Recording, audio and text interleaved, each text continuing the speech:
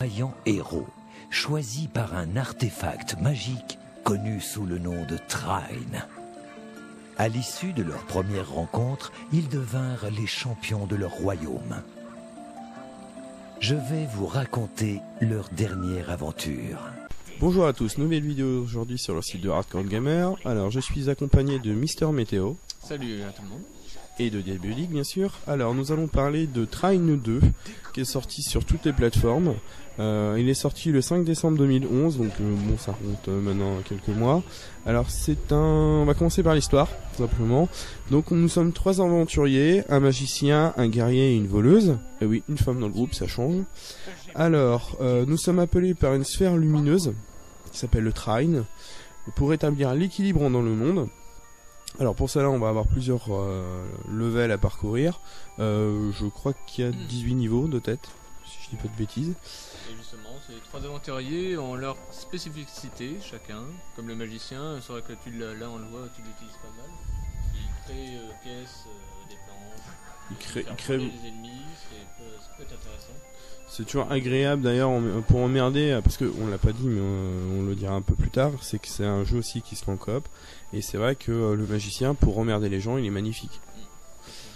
Et au cas où, t'as le guerrier après. Le gros bourrin de base qui est là vraiment pour défoncer tout ce qui arrive, quoi. Degré haute force, il s'en fout, il défonce le bordel. Et la dernière, la voleuse, que l'on verra au départ, oui, puis je mettrai un morceau avec la voleuse. Alors, la voleuse, bon, elle, à part les flèches et le grappin, elle a pas grand chose, la pauvre.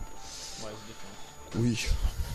La pauvre. Et voilà, et en plus pour réussir à capturer des petites boules. Alors il y a des sphères lumineuses qui nous permet en fait, plus on en a, ça permet de monter de level, et avoir le level nous permet d'améliorer les armes, soit pour le magicien, soit pour le guerrier, soit pour la voleuse.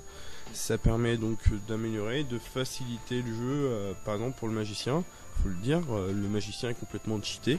Car grâce aux caisses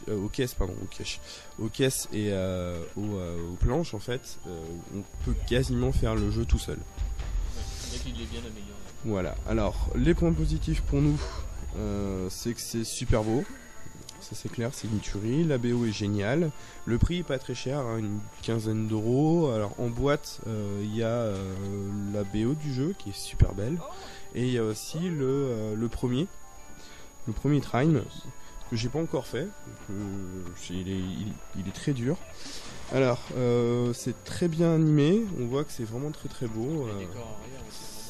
C'est superbe, c'est pour un petit jeu qui n'a pas vraiment de pub à part le bouche à oreille, c'est vraiment magnifique. Les points de sauvegarde qui sont très nombreux dans le jeu, en fait c'est les sphères, dès qu'on passe sur les sphères ça nous ramène toute notre vie et ça nous permet d'avoir un point de spawn. Et bien sûr on a donc la coop et voilà. C'est valable jusqu'à 3 joueurs. Voilà, donc nous on a testé à 3 joueurs. C'est un peu bordélique, faut le dire. Bon, on a joué sur le même écran, alors déjà ça aide parce qu'en multi jouer je pense que ça peut être vraiment encore plus bordélique. Là on avait fait 2 manettes et un clavier. Et ça se fait très très bien quoi, mais bon c'est vraiment une bonne partie de fou rire. Bah il y a certains persos là, je pense plus le magicien c'est plus facile sur clavier avec souris plutôt qu'avec manette. Oui, pour dessiner les planches, c'est avec la souris magnifique. Alors par contre le jeu a beau être génial, il a quand même quelques points négatifs, dont le niveau de difficulté qui est quand même un peu déséquilibré du fait que certains levels se font très très rapidement mais d'autres les énigmes sont assez dures. Bon après c'est facilité grâce au magicien s'il est boosté.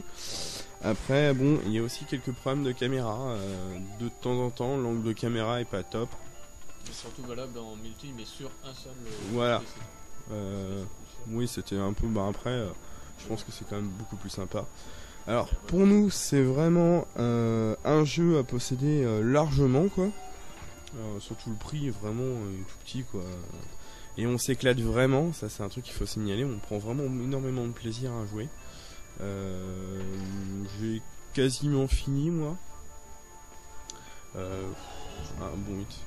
Je crois qu'il doit me rester quelques missions à faire, mais tout seul c'est vrai que c'est un peu plus compliqué. Et puis bon, faut avoir le temps aussi d'y jouer, parce que généralement quand on commence une session de Trine, moi je sais que je la lâche pas avant plusieurs heures en fait. Donc c'est un peu, tu te dis tiens, tu fais une petite partie vite fait, et puis bah en fait 2 heures plus tard t'es encore dessus parce que tu t'émerveilles de la qualité d'animation et puis d'image.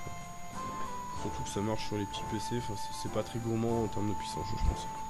Donc voilà, c'était Trine 2 sur, bah là c'était des images qui ont été réalisées sur PC. Mais il est sorti aussi sur Xbox et 360, mais pas sur boîte, il est sorti que en téléchargement pour ces 2 consoles. Donc voilà, on vous remercie et puis à la prochaine vidéo. Salut à tous.